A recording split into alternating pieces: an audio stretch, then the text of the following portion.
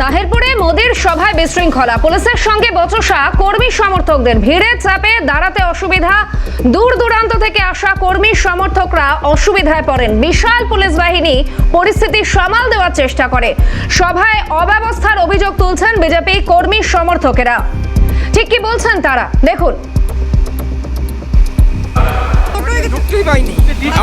পুলিশে আমাদের এন্ট্রি দিচ্ছে না, পুলিশ এন্ট্রি দিচ্ছে না আমাদের, বলছে ওইদিকে চলে যান এইদিকে চলে যান, কোনো দিচ্ছে সব ভিতরে জায়গা নেই, ভিতরে জায়গা নেই, বলছে মাঠে জায়গা নেই, যাবেন না, মাঠে জায়গা নেই, আর প্রচন্ড ভিড়, দাঁড়ানোর মতো জায়গা নেই, প্রচন্ড ভিড়, তো প্রচুর ভিড়, জায়গা নেই, জায়গা নাই, মাঠ অনেক ছোট, ঠিক মতো হয়নি, না হয়নি, খারাপ হচ্ছে। ওরকম এই মাঠে হয় না, মোদির এই মাঠে হয় না, গভর্নমেন্ট কলেজের মাঠটা দরকার ছিল। ব্যবস্থা পার্টির জন্য জায়গা খুব শর্ট, আরো অনেক বড় জায়গা প্রয়োজন ছিল, ব্যবস্থা ঠিক নেই, জায়গা শর্ট, অনেক জায়গা শর্ট, এত বড় মাঠ লাগবে, এত বড় মাঠ লাগবে, ওখানে ঢোকার কোনো জায়গা নাই, ওখানে কোনো ঢোকার কোনো ব্যবস্থাই নেই, ঢোকার কোনো ব্যবস্থা নেই, মানুষ ঢুকতে পারছে না, এইটুকুনি জায়গায় হয় না মোদির ইয়ে।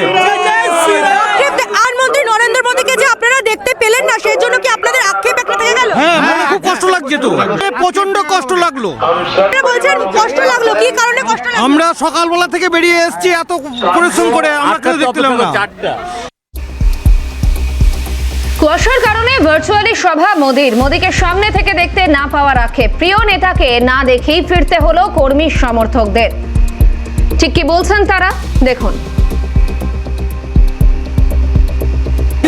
ঘুরে এসেছি, পাশের দিন চলে এসেছি, মঞ্চের ভেতর মাঠে ঢুকতে পারেনি, মাঠে ঢুকতে পারেনি, আক্ষেপ রয়ে গেল, আক্ষেপ রয়ে গেল।